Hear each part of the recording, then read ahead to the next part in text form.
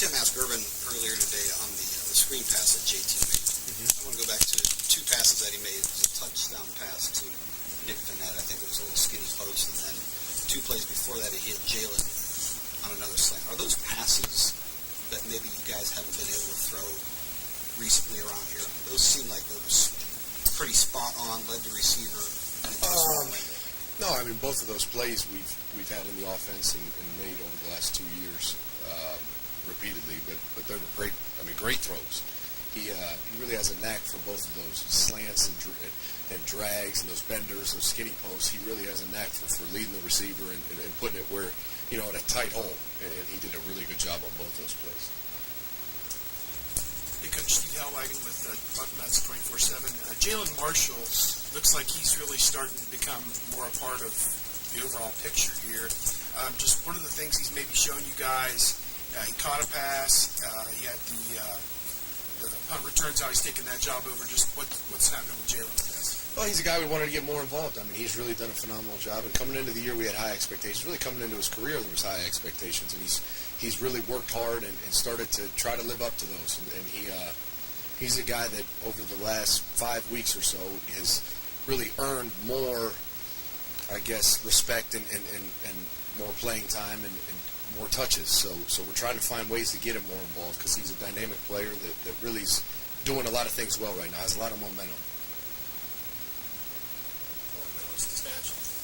Urban talked a little bit about Evan Spencer and his value.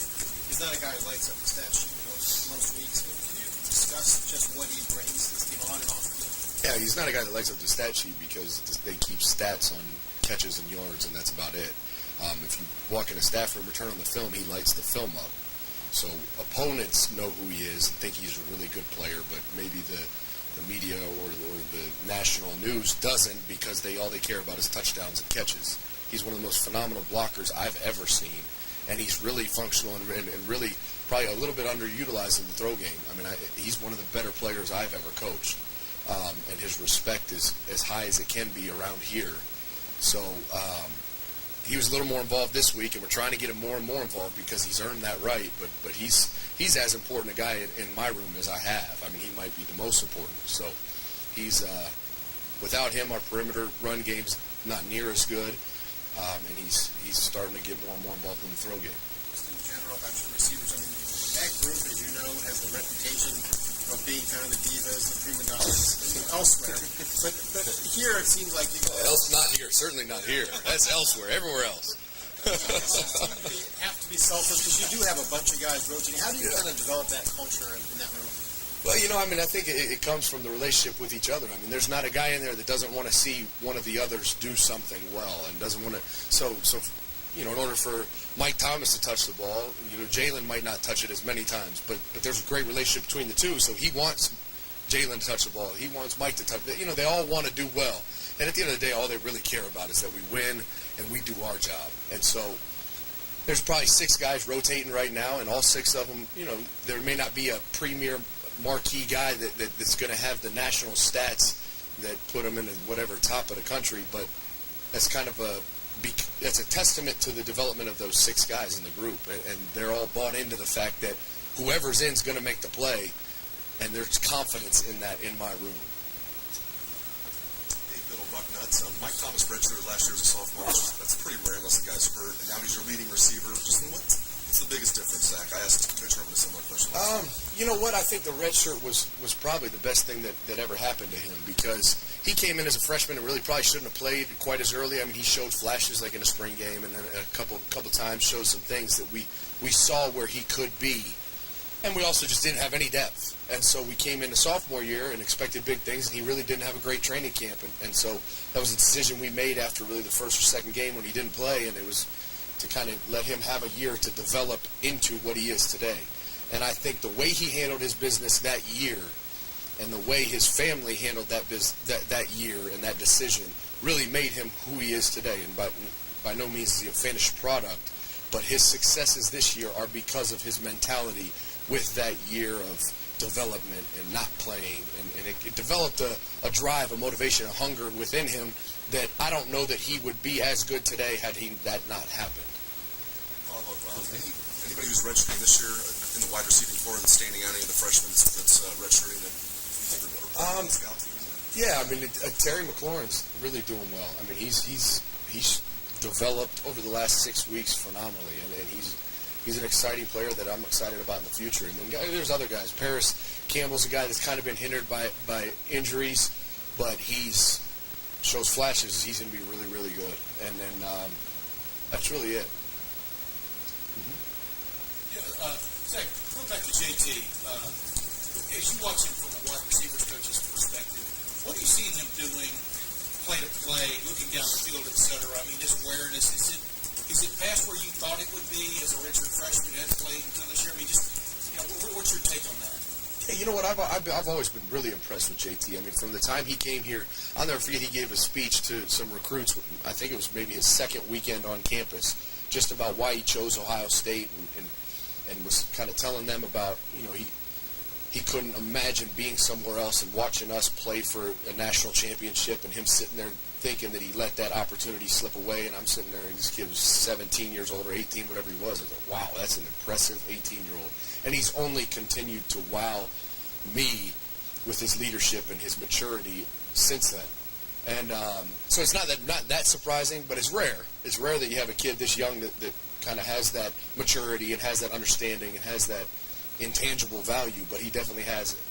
Any qualms about him, from your coaching standpoint, leading this team in front of 110,000 on Saturday night? I mean, and why not?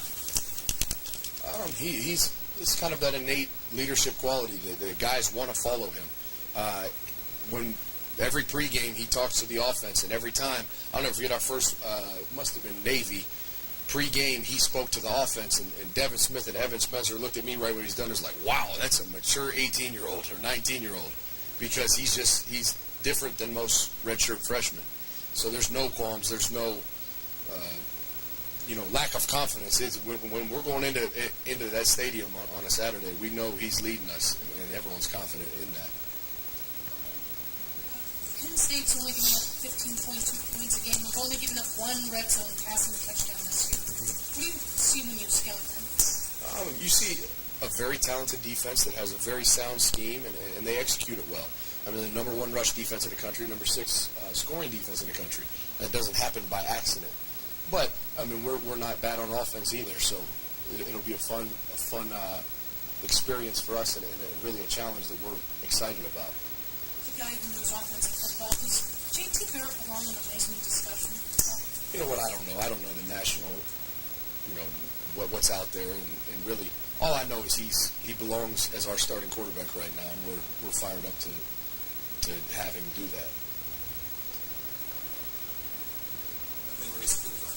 Urban talked last year before the season just about the need for the young guys to get developed, to have depth, to add that second layer of the team.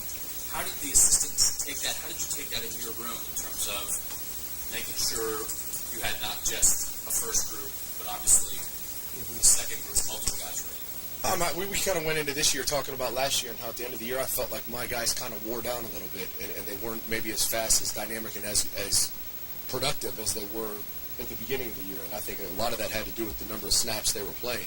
And so I went into this year saying I need 6 starters. I need 2 at every position. And all 6 are starters. There's not, this guy is ahead of this guy. These are 6 guys. I don't care who's in the game. We're going to roll them. That's a starting wide receiver at Ohio State. And so that's the mentality we had really starting back in January, because I think to be productive down the stretch in a no-huddle, up-tempo offense, you need to have that depth. And so that's what we tried to develop, and that's what we aimed to do. And I think so far we've got that done. Talking back again about what happened with Mike last year in the red shirt, a mid-career red shirt, not for an injury reason. Is there a risk in that? Could a kid go south, or is that a move that you're willing to make with almost everybody if it makes sense? Does it have to be a particular situation? Yeah, I mean, I think we're not going to waste a year on a kid that's not going to be productive or worth it. And so I don't think there was necessarily any risk involved. I mean, we know Mike. I knew the situation, and he needed that year. I guess it's case by case, but we're also not going to throw a kid out there, play him 20 snaps 40 snaps on the year, have one catch, and say, oh, sorry, there goes 1 year. We're going to play you if you're ready to play. If you're not, you're not going to play. If at the end of the year that means that a red shirt is an option, then sure, we'll do it. But it has nothing to do with mid-career, mid-year. It's all based on, are you ready to play or not? If you are, you'll play. If you're not, you won't. And at the end of the year, if you have a red shirt, we'll use it. Coach Clay Hall, ABC 6, you addressed the receivers' unselfishness. We were asking JT after the game. You have a lot of guys in your ear wanting the ball. He goes, "Are you kidding? They're wide open on every play." And did you ever have to say to those guys, leave the kid alone, let him settle in and get, you know what I mean? I've had a lot of conversations with them about, how to, kind of back up and support your quarterback. But I don't think telling the quarterback, hey, I was open, I want the ball, I think that's a positive thing. That's a kid saying, throw me the ball and I got your back. And so, but there's no question, they're always open. They always should have got the ball, could have got the ball, and until you watch the film, maybe they weren't. But I don't think that's a negative. I think that's a positive. You want a kid that says, I want the ball, throw me the ball, I want to touch the ball. Because if you got a bunch of kids that don't want the ball, you got major problems.